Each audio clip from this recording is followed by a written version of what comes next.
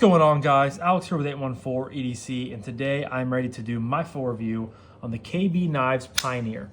Now the Pioneer is, of course, in via the Lefty passaround group, and this has been a really cool KB knife for me to check out. It's part of the little KB package Kev put together, including the Pioneer and the Ishtar. If you guys want to see more about the Ishtar, check out yesterday's video. But today we're talking about the Pioneer. And this was a model that I had my eye on for a little while. And when I saw Kevin get it in and throw it in the pass round, I was pretty stoked. This design just spoke to me. I was really interested in checking out that wave pattern, milling pattern there on the scales. I really like the blade shape. I just think it looks really, aesthetically pleasing. And it definitely did not disappoint once I got it in. Really enjoyed it. And I know that this is going to be a knife that I miss. I think this is probably, a top 5 KB knife for me all time, maybe top 3. I'd have to go back and, really do some thinking. But yeah, really impressed with the Pioneer from KB. Kubi, yeah, it's the same company in my mind. The designer of the Pioneer is Evgeny Bolichev. So I believe someone from Russia. We have his maker's mark right there, a little star. Yeah, jumping right into materials, you guys can see that this is another tiger anodized, little lightning strike tiger anodization here on the scales, but with that beautiful milling there. It's kind of like a wave pattern. It starts this way and then it just transgresses into this, which is really cool. Obviously KB logo there. It is a frame lock. You have a nice milled titanium pocket clip that is non-reversible. We have a backspacer there with a lanyard loop, which is nice. Frame lock, titanium frame lock with a nice bit of sort of micro jimping along there and a little bit of scalloping for lock bar access. Internal milling, you have 3 big pockets on the show scale side and looks like 2 on the frame lock side. The blade is 20 CV, and they are considering this to be a drop point style blade, but it definitely has a little bit of kind of a poon there, a little bit of a thumb ramp, and I also get a little bit of kind of a sheep's foot vibe from it too. It's very unique, but very usable. And again, I really like the aesthetic of this knife. It's a beautiful knife in my opinion. We have dual thumb studs for deployment as well as a front flipper. And I think that's all for materials. I don't believe I'm missing anything. So let's get some specs for you guys. So we have an overall length from tip to butt of 7.87 inches. We have a handle length or a close length of 4.53, a blade length of 3.35, so right in my sweet spot, kind of right in that wheelhouse. Blade thickness is 0.14, and it's a pretty thin blade stock, not very thick at all. Comes down to a very thin edge, which is nice flat ground blade, and it weighs 3.85 ounces. So. Obviously a titanium frame lock, you're gonna have a little bit of heft to it, but that internal milling, it's nice. It keeps it under 4 ounces, which is awesome. I'll give you guys some quick size comparisons. Obviously, Spyderco Para 3, and then we have the TRM Neutron 2, and it is a good bit larger than both of those knives. Of course, these two are rocking right around 3 inches, where this is 3.35 on the blade, so they're alone. You're gaining some length on it, but I would consider these to be on the smaller side of medium knives, and I would consider this to be a normal size medium knife, if that makes any sense. And there are 2 other variations, so that makes 3 total. They are currently all in stock on KB Knives website, so I'll leave a link in the description down below. You have this one, of course, the Tiger anodization with a bead blast on the 20 CV. Then you have a sandblast titanium as well as a bead blast. So same blade blast, but a sandblast on the scales. Then you have a full DLC coated blade and scale set there. So more of an expensive one, which if you guys caught this video, I told you that there was 3 variations of this one as well. One being a fully blacked out version, and it wasn't a different price. However, the fully blacked out DLC version of the Pioneer is a good bit, almost $100 more expensive than this one and the just a normal, sandblasted version. But yeah, I think that's enough on specs and materials and all that. Jump into action. Thumb stud works phenomenal. I like that you have a little bit of space behind here and it's not like uber crammed into the scales. Just gives you a really good purchase, a good spot to land to just fire out of there, which is awesome. I really like that. Thumb flick, as you guys can see, is money. Reverse flick is also money. Just flings out really nicely. Has a little bit of a, at times you can get a little bit of a high pitchness, a little bit of a ting. But overall you just get more of a nice resounding thwack, which is cool. Front flipper, I would have loved to see just a little bit more height on there. However, it does work, fairly well. I'm kind of becoming indifferent on front flippers. Like, I like them, but I almost like when the knife is front flipper only. Because I feel like knives that have, you guys can see I just missed it again. Knives that have front flippers as well as other opening methods, I feel like just don't work. As you guys can see, it's tough for me to get that out of there. As kind of the reach around. Can't do that, the little like Zippo, it hurts my fingers a little bit.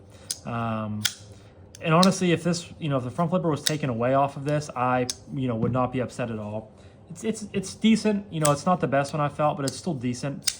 I much prefer, obviously the middle finger flick as well as the thumb flick, but the front flipper is there for those who love the front flipper. Now for the close, like we said, it's a frame lock, a little bit of access there. Drops to your thumb, one shake. Drops to your thumb, some micro shakes. It's very smooth, as are all KB knives pretty much. No blade play, which is really nice as well. It's a great knife to fidget with. Just buttery smooth. And yeah, I mean, nothing to, I shouldn't say that. Nothing really to, it's good, but it's not like amazing, I guess. Like it's what I would expect from a KB knife. A KB titanium frame lock, I would expect this from them. And that's, it met the expectations, which is good. I mean, it's a good knife. It's a good action. I guess it's just anything mind-blowing. The reverse flick is, shocker, my favorite one. Then I would go thumb flick and then front flipper last. But all in all, really nothing too crazy to, nothing to complain about, I guess. That's what I'm trying to get at is, it's what I expected it to be. It met those expectations and there's nothing to complain about. Overall, pretty happy with the action on the Pioneer. That leads me to ergos. Very, very comfortable in hand. I can get all 4 fingers in this knife very, very easily, very comfortably. It's a very simple design. I mean, it has just pretty much a straight line, tapers off towards the back. You do have a choil you can use, but as is, just normal. I can get all, again, I think I just said that, but all 4 fingers on here. You get a little bit of a ramp with some jimping, which is really, really comfortable, gives you that extra purchase. Pocket clip is a milled clip, so you're just getting nice, flat, nothing too crazy. It just melts into your hand when it comes to ergos. The milling is nothing crazy. Like, it's pretty subtle, if I'm being honest, but it just adds enough of that extra texture on there to be, a little bit effective.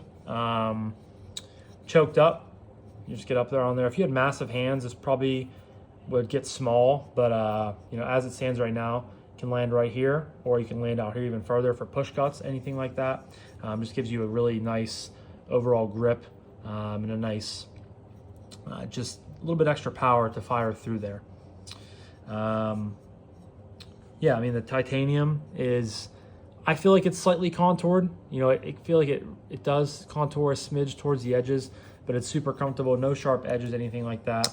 And again, just a knockout design, aesthetically and ergonomically, in my opinion, to me personally. So Evgeny, if that's how you pronounce it, very, very, great design. Hats off to you, man. You really did a stellar job here on the Pioneer. Next up is Carry. Get my Hank here. And like I talked about in the Ishtar video, these are milled titanium clips, but I feel like they do really well at getting it deep in the pocket. And you guys can see here, like that's I would love that. If every milled clip could have carry like that, I would never complain about milled clips, really ever. I've gotten a lot better at that, but I still do complain once in a while. But just a single screw, you just have a little bit of a crest there when it comes to checking out of the pocket. This one isn't too long. I feel like the Ishtar one is a smidge longer. So I like this one a good bit more, and it's even a little bit flatter. I think this is a great clip. Really big fan of the clip, both from obviously a functionality standpoint as well as a aesthetic standpoint. But sits down in the pocket. You have no flipper tab, no jimping, anything like that to possibly catch your hand on. Sits in the pocket really well. Yeah, I mean it's comfortable, sub 4 ounces. It's good clip, good riding in the pocket. And yeah, I mean, nothing really crazy to write home about. It's just a good carry knife. So we'll move on from there. And that leads me to my last category, which is price point and would I recommend this knife. So as far as recommending it, like I said, I think earlier in the video, this is probably a top 5 KB knife for me as it stands right now. At least top 5. It's really, really good. I really enjoyed it. Like I've said a few times, I think this is just a fantastic looking knife. It's a good feeling knife too. Middle finger flick is just money. Not so crazy about the front flipper, but I mean, I could live with it if I had it. I would obviously, get a little bit more used to it, but I would be willing to handle it and to deal with it, I guess, if it meant to get this knife in the collection, just because it's really that good. Love the milling, love the aesthetics. So this version, as well as the sandblasted version, goes for $240. Which I think is fine. 20 CV is a great steel, titanium frame lock, really cool milling, multiple ways of deploying the knife, milled clip.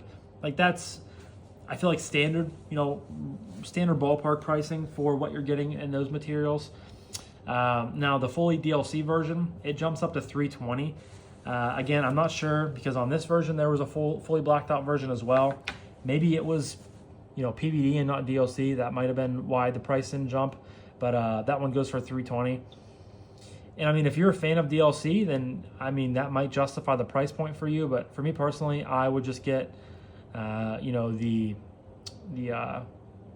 glass blasted one, sand blasted one, excuse me, with this blade, and be happy with it. But if you're comfortable spending the extra $80 and you just want a pretty badass looking fully blacked out knife, then go for it. I'm not sure if KB does discount codes. I'm sure you could find it on other websites. I didn't look at White Mountain Knives. I just wanted to go right to the website on these ones. So White Mountain Knives, sometimes, they might have this in stock, where you can obviously save 10% off with a code like Lefty10.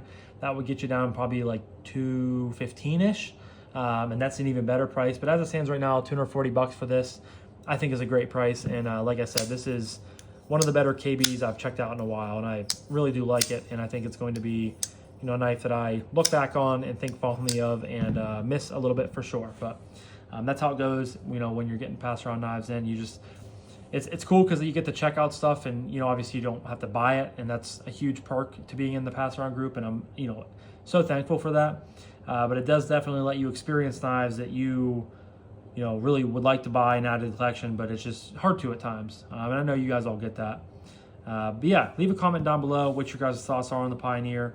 And tell me if you have one, if you love it, if you hate it. You guys know the drill. But I'm going to wrap this up now. So thank you guys again so much for watching. I greatly appreciate each and every single one of you guys. I hope you have a fantastic rest of your morning, evening, day, night, whenever you're watching this. And I'll talk to you guys in the next one. Peace.